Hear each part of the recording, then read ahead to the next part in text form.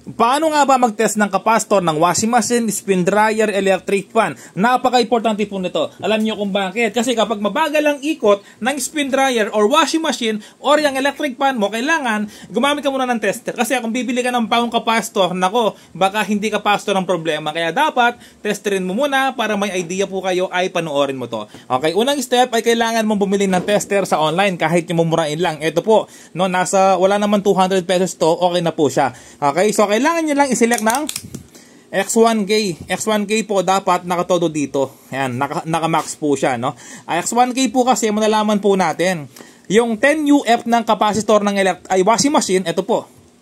Washing machine, 8, 9, 10, 11 hanggang 15, kailangan po mahigit kalahati yung reading niya. Okay, kapag po kasi kalahati yung reading niya, tapos kapasitor ng washing machine, hindi po tama. Ibig sabihin, mahina na.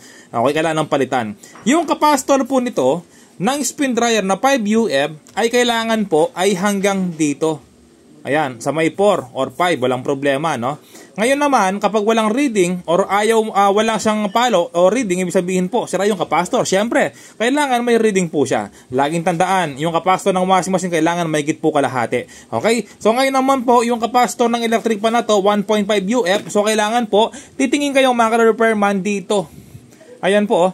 Kung bibilangin nyo po, ay meron po siyang 0. Ayan, oh, 0, tapos 1, 2, 3, 4. Okay? Ito naman po yung 0, 1, 1.5, 2, 2.5, 3, 3.5, 4 UF, 4 microfarad. Okay? Kung tutusin man po, yung mga analog multimeter, hindi po accurate sa pag-test ng kapasitor. Pero X1K po, pwede naman gamitin, malalaman po natin yung reading or yung palo. Okay? So sabi nila, mali yung sinasabi ng palo, yung reading. Eh, yun po yung nasanayan natin. Malalaman po natin kung sira or hindi. Panoorin mo to. Okay? So bago mo i-test yung kapasitor, lalo na yung mga electric fan, kapag po kasi sira yung motor ng electric fan mo, ay masakit. No? Masakit po. Meron po siyang pondo.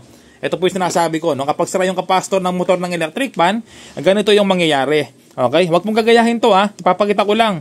Bago kayo mag-test ng kapasitor ng electric fan. Ayan. So, kailangan nyo munang i-short. Ayan po, no? Kailangan nyo munang i-short yung dalawa kapag mag-test po kayo. Ayan. Ilang beses na po akong nangyaring ganito, mga repairman, no? So, masakit. O, diba? May spark. Lalo na yung masakit, yung kapasitor ng washing machine. Kapag po magtitest kayo, i-short nyo muna, no, for safety. Kasi kapag po napagdikit yung dalawa na yun sa kamay nyo, ay masakit po. Ayan, no. O, diba, mga repairman, lakas. Sa spin dryer motor naman, ay spin dryer capacitor, eh dapat i-short nyo rin po, no. Wag pong gagayahin yung ginagawa ko, mga repairman, no. For demo only lang to. O, diba? So, ngayon po, bawat mag-test kayo ng kapasitor, i-short nyo muna. O, okay na po yan. Okay. Okay, kahit mahawakan ng dalawa, safe na po. Okay? So, pag-test ng kapasitor, ganito lang, mga repairman, no? Ayan, ulitin ko lang po, sa pag-test ng washing machine, kailangan mahigit kalahati. Tingnan nyo po yung gagawin ko, sa kamay ko. Isum ko yung camera. Ayan, pwede mo yung share yung video para hindi mo makalimutan. Okay, sa pag-test mo ganito, kailangan mahigit kalahati. Kapasitor ng washing machine to. Ayan po, mahigit kalahati siya. Ibig sabihin, mahigit kalahati yung kapasitor ng washing machine ay good po yan.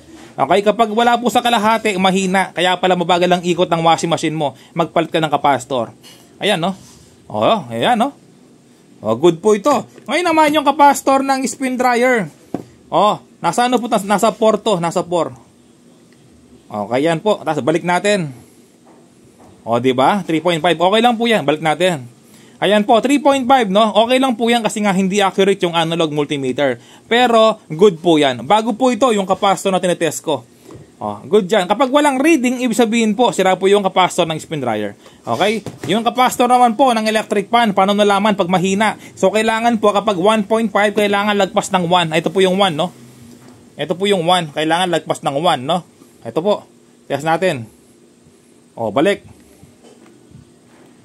Oh, balik. Ay, balik. Ayan po, yung pong tester ko, sira na, no? Ito po, ay bago po ito. Bago, hindi pa nagamit. May reading po siya, ibig sabihin, good po ito. No? Walang problema. Ayan, so kailangan palitan yung tester ko.